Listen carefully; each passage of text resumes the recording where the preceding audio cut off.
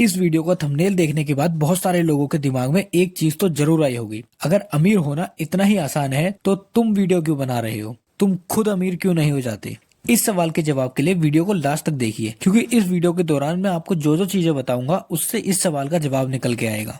तो आइए एक कहानी देखते हैं। रोहित और शुभम दो दोस्त थे।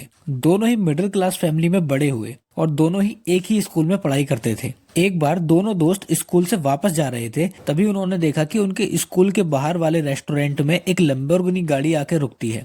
उस गाड़ी से एक लगभग 25 साल का व्यक्ति बाहर निकलता है और आईफोन के लेटेस्ट मॉडल पर बात करते हुए रेस्टोरेंट के अंदर चला जाता है। दोनों दोस्तों ने उस व्यक्ति की तरफ देखा। रोहित के दिमाग में आया कि शायद इस व्यक्ति के पिताजी बहुत अमीर होंगे या फिर बहुत बड़े बिजनेसमैन होंगे, इसीलिए इसके पास इतनी बड़ी गाड़ी और लेटेस्ट आईफोन है। वहीं शुभम ने जब उस व्यक्ति को देखा तो उसके दिमाग में आया कि इस व्यक्ति ने ऐसा क्या किया होगा कि वह व्यक्ति इतनी कम उम्र में इतना अमीर हो गया। अब कहानी को थोड़ी देर के लिए यहीं रोकते हैं और ध्यान देते हैं कि दोनों दोस्त जो कि मिडिल क्लास फैमिली को बिलोंग करते हैं, दोनों के ही सोचने का तरीका इतना अलग क्यों है। इसका उत्तर है दोनों का एटीट्यूड। जहाँ रोहित का माइंडसेट उसे बात को टालने पर मजबूर करता है, वहीं शुभम का एटीट्यूड प्रॉब्लम की जड़ को जानने को कहता है। रोहित ने यह सोच लिया क्योंकि इस व्यक्ति के पिताजी अमीर है, इसलिए इसके पास इतनी बड़ी गाड़ी है, तो रोहित इस बात के बारे में आगे सोचता भी नहीं है।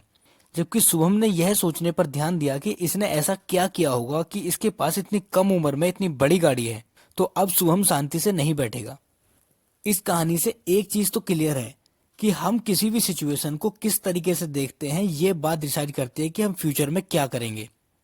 आइए कहानी को आगे देखते हैं। जैसा कि मैंने बताया कि रोहित ने यह मान लिया था कि इस व्यक्ति के पिताजी अमीर होंगे, तो रोहित इस बात को यहीं छोड़कर घर चला गया।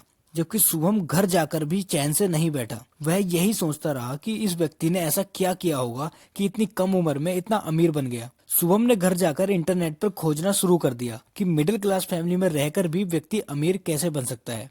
उसे ज्यादा कुछ नहीं मिला तो वह अपने आसपास के लोगों को ऑब्जर्व करने लगा और देखने लगा कि लोग क्या करते हैं। कुछ दिन ऑब्जर्व करने के बाद शुभम को समझ आया कि उसके आसपास के लोग केवल दो प्रकार के हैं। एक तो वो लोग हैं जो रोज मेहनत करते हैं और पैसा जमा करते हैं अपने फ्यूचर के लिए, और एक दूसरे वो लोग हैं जो कि पैसा जमा नहीं करते बल्कि जितना भी कमाते हैं उतना उड़ा देते हैं। लेकिन शुभम ने अभी तक जितनी भी रिसर्च करी थी, उसको एक बात तो समझ आ रही थी कि इन दोनों ही प्रकार के लोगों के पास जल्दी अमीर बनने की क्षमता नहीं है। ये देखकर शुभम ने डिसाइड कर लिया कि जल्दी अमीर होने के लिए उसे इनमें से कोई भी काम नहीं करना है, बल्कि कुछ ऐसा करना है जो कि ये लोग नहीं कर रहे हैं। अब फिर कहानी को यहीं रोकते हैं। अब तक की कहानी से एक बात तो क्लियर है कि ज्यादातर लोग अमीर बनने की कोशिश ही नहीं करते, और जो लोग कोशिश करते भी हैं उनकी संख्या बहुत कम है, लगभग ना के बराबर। इसके बाद शुभम डिसाइड करता है कि उसे अब भी कुछ सीखना है, तो उसके लिए उसे उसी व्यक्ति के पास जाना होगा जिससे देखकर उसको अमीर बनने की प्रेरणा मिली, यानी वही व्यक्ति जिसके पास लैम्बोर्गिनी गाड़ी थी और वो उस रेस्टोरेंट में आता है। इसलिए शुभम उस ही अमीर व्यक्ति का रोज उसी रेस्टोरेंट पर वेट करने लगा और कोशिश करने लगा कि एक ना एक दिन तो उस व्यक्ति से बात हो ही जाएगी। कई दिनों तक ट्राई करने के बाद शुभम को आखिरकार उस व्यक्ति से बात करने का मौका मिल ही गया। वह व्यक्ति जल्दबाजी में था, तो उसने शुभम के प्रश्नों का केवल इतना ही उत्तर दिया कि बुक पढ़ो और काम करो, और इतना कहकर वह व्यक्ति चला गया।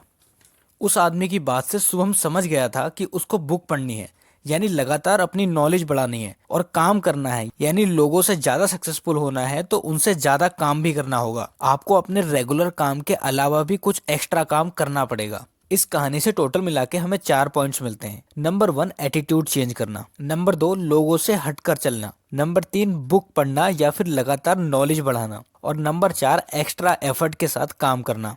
तो शुरुआत अपने एटीट्यूड को चेंज करने से करिए, बाकी रास्ते अपने आप खुल जाएंगे। अब देखते हैं उस प्रश्न के उत्तर को, यानी यदि मुझे पता है कि अमीर कैसे बनना है तो मैं यूट्यूब पर वीडियो क्यों बना रहा हूँ, सीधा ही अमीर क्यों नहीं हो जाता। देखिए, मैं भी इन 4 रूल्स को ही फॉलो कर रहा हूँ। तो इन रूल्स के हिसाब से जब मैं बुक पढ़ता हूँ तो मुझे उससे कुछ नॉलेज मिलती है, और उस नॉलेज को लंबे समय तक सस्टेन करने के लिए मुझे कुछ ऐसा काम करना पड़ता है जिससे कि उस नॉलेज का यूज हो। इसके लिए मैं यूट्यूब पर वीडियो बनाता हूँ ताकि मेरी नॉलेज लंबे समय तक बनी रहे, और इससे उन लोगों का भी फायदा हो जो लोग वीडियो को देख रहे हैं, क्योंकि हर कोई बुक नहीं पढ़ सकता। तो जब आप सोशल मीडिया का यूज कर रहे हो तो सोशल मीडिया का ऐसा यूज करो जहां से आपको कुछ सीखने को मिले। इससे उस कंटेंट को बनाने वाले का भी फायदा होता है और कंटेंट को कंज्यूम करने वाले का भी। और अमीर बनना एक प्रोसेस है जिसके लिए आपको बहुत से काम करने पड़ेंगे। यूट्यूब तो केवल एक अंश मात्र है। तो अगर आप अपनी लाइफ में इन सारे रूल्स को अप्लाई करते हो, इन रूल्स को फॉलो करते हो, तो आप भी एक दिन वही व्यक्ति बन सकते हैं जिसको देखकर शुभम ने प्रेरणा ली। तो कोशिश कीजिए अपनी लाइफ में इन चारों रूल्स को फॉलो किया जाए और इसी प्रकार के कंटेंट देखने के लिए चैनल को सब्सक्राइब कर लीजिए ताकि आने वाले समय में जब भी मैं वीडियो बनाऊं आप तक वो वीडियो पहुंच जाए।